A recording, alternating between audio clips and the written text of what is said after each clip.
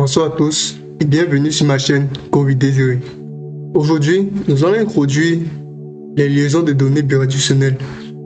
Nous avons déjà vu des liaisons de données, mais nous allons essayer de comprendre réellement ce que c'est. Sans toutefois tarder, nous allons directement entrer dans le vif du sujet. Avant cela, s'il vous plaît, n'oubliez pas de vous abonner, de liker puis de partager. Sur ce, bon visionnage.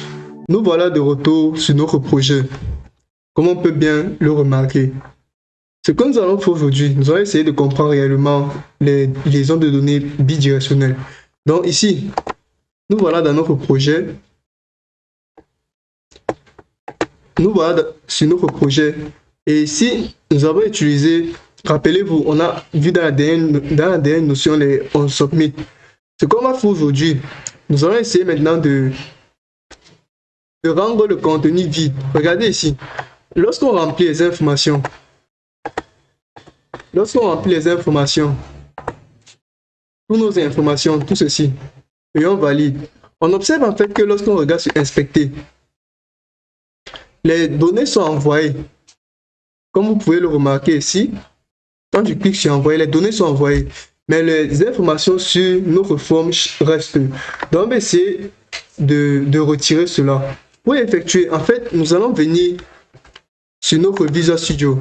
Et ici, nous allons revenir voir notre useState qu'on a utilisé. Nous allons copier chacun. Dans notre fonction, dans notre onSubmit qui permettait de récupérer dans soumettre formulaire, nous allons déjà chercher où il se trouve ce soumettre formulaire. Nous montons ici et le voici ici. À ce niveau ici, ce que nous allons faire, nous allons venir à la fin ici. Regardez, on avait dit que quoi? Que ces différentes fonctions, la deuxième propriété, c'était ce qui permettait de actualiser, de mettre à jour la valeur de forme nom. Donc on va récupérer chaque update et à l'intérieur nous allons mettre le vide pour tout simplement indiquer que on veut, après qu'on a envoyé le formulaire, les informations deviennent vides. Donc du coup, qu'est-ce qu'on va faire? Regardez ce qu'on va faire. On va venir ici et à ce niveau, on va faire un update. Pour chaque update, on va ouvrir et mettre le vide. On fait pour chacun. On vient, on fait pour disponibilité, on met le vide. On fait pour image, on met le vide. Le suivant, c'est nom. Et on met le vide. Et le dernier, c'est prix. On met le vide. Maintenant, ce que nous allons faire, tout ceci représente les contenus vide à vide lorsqu'on aura validé. Maintenant, on va venir mettre ici, regardez, on va mettre value à l'intérieur de input. Le value qu'on va mettre pour le nom, ce sera le forme nom. On va mettre notre forme nom. On va mettre le forme nom ici. Le prochain, regardez ce qui va se passer. Je vais laisser d'abord pour le forme nom. Je vais actualiser. Lorsqu'on va remplir les informations, j'entre le prix, j'entre la description, puis j'entre la disponibilité. Quand je valide, vous observez que quoi? Vous observez que le prix, le nom autant pour moi, c'est retiré. Mais les autres sont encore là vu qu'on n'a pas effectué cela. En fait, on observe que il y a une mise à jour ou une actualisation de notre navigateur. C'est en fait à quoi sert les liaisons de données?